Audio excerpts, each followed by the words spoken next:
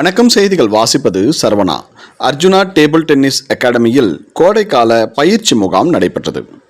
வேலூர் மாவட்டம் வேலூர் அடுத்த தொரப்பாடி சிஎம் நகரில் 3 வருடங்களாக செயல்பட்டு கொண்டிருக்கும் அர்ஜுனா டேபிள் டென்னிஸ் அகாடமியில் கோடைக்கால பயிற்சி முகாம் நடைபெற்றது.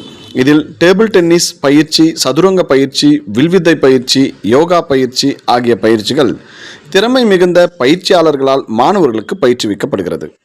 இப்பள்ளியில் பயிலும் மாணவர்கள் அடுத்த இலக்கினை நோக்கி செல்ல ஊந்துவிக்கும் வகையில் இந்த பயிற்சி அமைந்துள்ளதாக அர்ஜுனா டேபிள் டென்னிஸ் அகாடமி நிறுவனர் செண்பகம், பயிற்சியாளர்கள் ராமு, கோகுல் ஆகியோர் தெரிவித்தனர். மாணவர்கள் சுறுசுறுப்பாகவும் செயல்பட இந்த பயிற்சி மிகவும் மேன்மை வாய்ந்ததாக இருக்கும் என்றும், இந்த பள்ளியில் பயிலும் மாணவர்கள் மாநில அளவிலும் வெற்றி பெற்றுள்ளனர்.